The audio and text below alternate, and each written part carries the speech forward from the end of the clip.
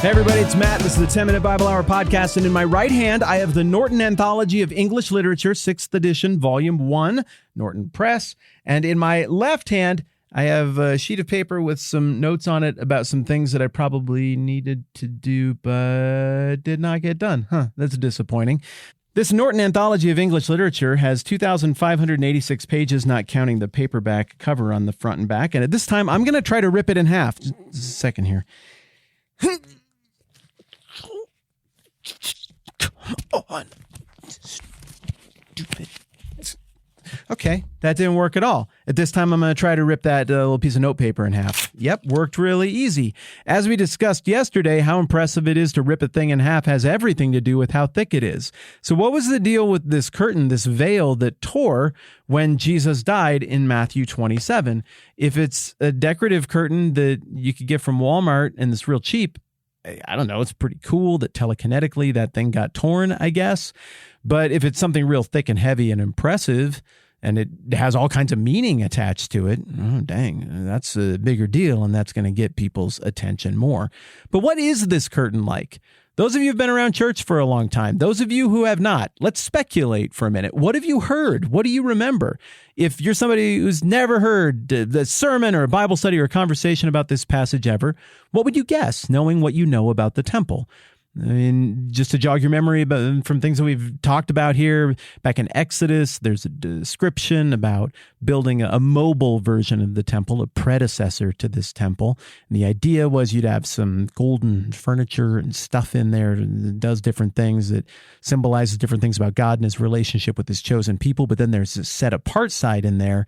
And in that set-apart, most holy area of the temple that is set apart by a curtain, and in there, that's where God dwells among his people. So that's a pretty big deal. And it looks like that description of the temple in Exodus is sort of an echo of that time that Moses saw the glory of God. And it was so much that then when other people looked at Moses, they got like rebound glory of God. And so he had to start wearing a veil, which speaks into Matthew 17 and the transfiguration, that with Jesus there, Peter and James and John, they were able to be more in the presence of God without just melting. They were confused by it. They didn't know what to do with it.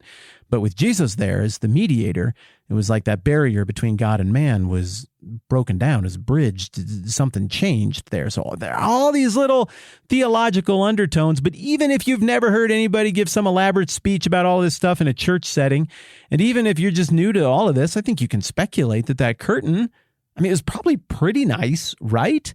I mean, it at least had to be one of those blackout curtains for sleeping during the day that you can get at Walmart, because you wouldn't want any little bit of the glory of God to be visible if it truly was an overwhelming thing in an Old Testament context. So I think we could speculate that it's probably pretty fancy. But what about those of you who've heard a sermon on Matthew 27? Do you remember any of the details that came with it? Because there's one that stands out to me that maybe you've heard, that I've heard repeated oftentimes, and it's the suggestion that this curtain was like 4 inches thick. No joke. Like thicker than most big, heavy wooden church doors. Could that really be the case? And I thought, that could be one of those things that just gets repeated again and again from commentary to commentary, but nobody really knows why they say that anymore.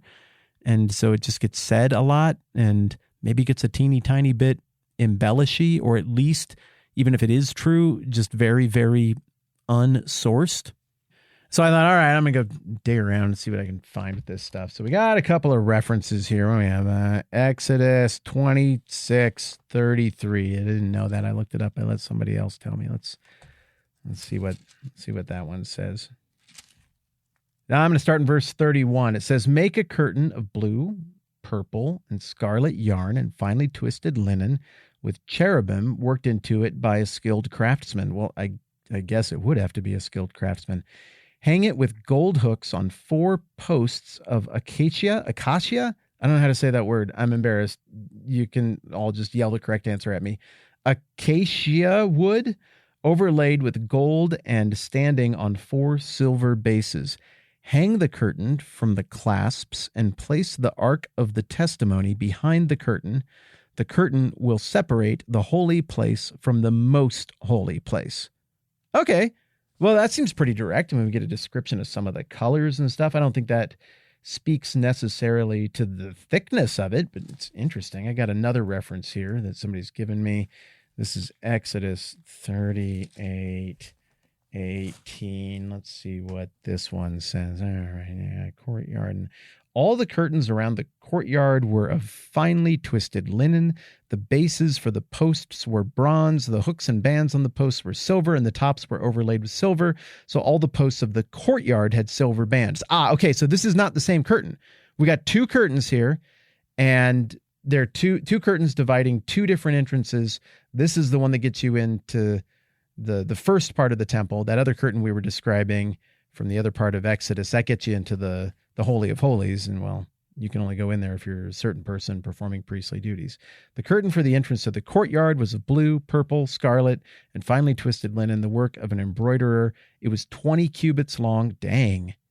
20 cubits is a 2-to-3 ratio. So that's like 30 feet. Wow.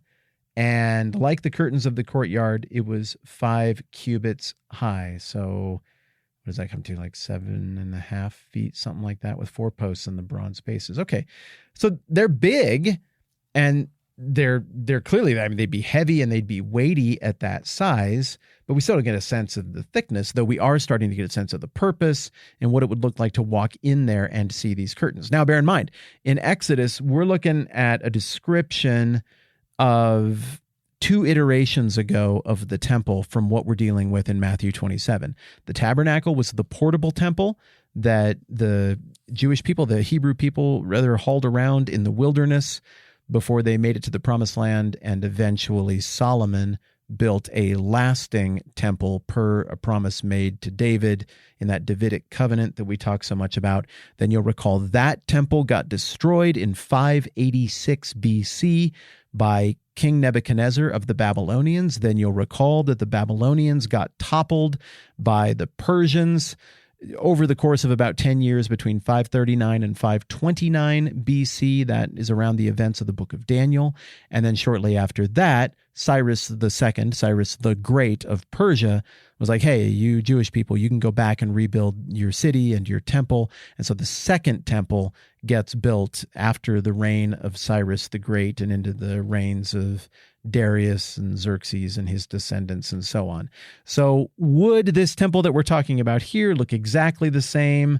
I don't know. It would have a lot of the same overtones, but surely it would have a lot of the same theological overtones. I think there'd be continuity there. In the New Testament as well, particularly in the book of Hebrews, Hebrews 8 and 9 it feels like a really natural theological follow-up to what's happened in Matthew, where the author of Hebrews, there's some debate as to who that guy was, or maybe who that lady was. The author seems to be really spelling out how the temple and the priesthood and all of that is summed up in Jesus and how it all fits together with Jesus. And so in Hebrews 9, there's a reference to the curtains of the temple and what goes on in there. And the idea is that now Jesus is this great high priest who is the mediator between God and man. So the author of Hebrews would seem to be saying that the tearing of this temple is kind of having the same effect as Jesus being there when the glory of God shone at the transfiguration. Jesus is this mediator, this go-between, and access to God, approaching the throne of God, the throne of grace with confidence is possible because Jesus is this great high priest who has fulfilled the role of the priesthood that, per Jesus' words in Matthew 23, the priesthood that was in existence at the time had completely failed at.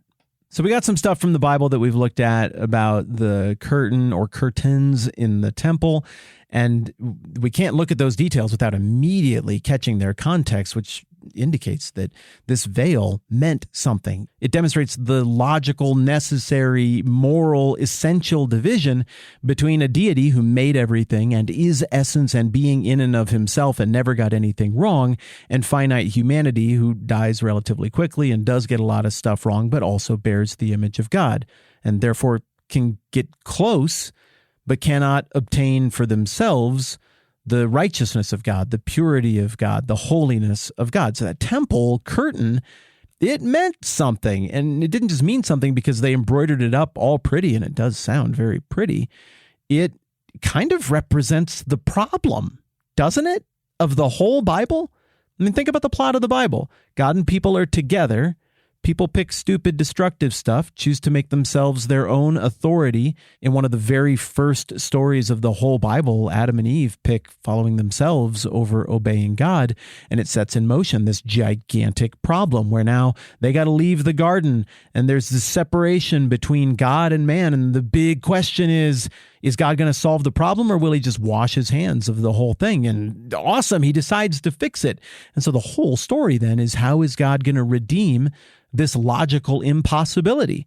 How does the perfect take something that's imperfect and make it perfect? Well, the imperfect can't make itself perfect. And so that solution is going to have to come from the perfect side of that relational equation. And that curtain in the temple is demonstrative of that divide that humans cannot cross. Now, could somebody have just walked through that curtain? I guess so. People did, with varying degrees of risk to their well-being. Some people fiddled around with it and found out, and the stories say that they died getting too close to the holiness of God. Other people messed around with it and lived to tell the story, though they did go on to die horrible, grisly deaths later. Like, for example, most notably, Gnaeus Pompey Magnus, the great general and contemporary of Julius Caesar.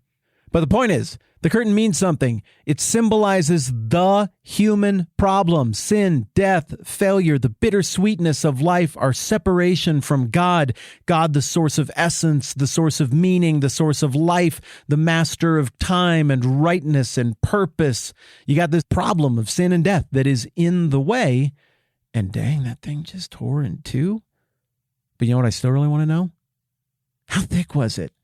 Yeah, we can't help but get into the theology when we look at these passages, but I'm not done poking around at everything this means and all of the implications. So we'll pick it up and work more on this tomorrow. Hey, I noticed that a bunch of you went and listened to that bonus episode over the weekend.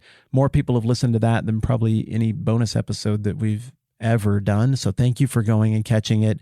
I know I asked that as a favor just because I want you to be up to speed with what we're doing here, and you did. So thank you. If you haven't caught it yet, I'd still be grateful if you caught 2 episodes ago, the bonus Saturday one, where we just talk about what the plan is here moving forward.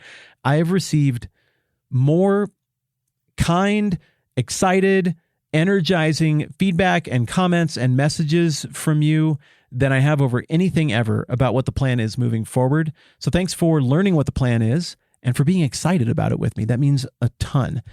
We'll keep going on this thing about a curtain, which on the surface seems like it wouldn't matter very much, but the more we look at it, it seems like it really, really, really, really, really matters. We'll do that tomorrow. All right, I'm Matt. This is the 10-Minute Bible Hour Podcast. Let's do this again soon.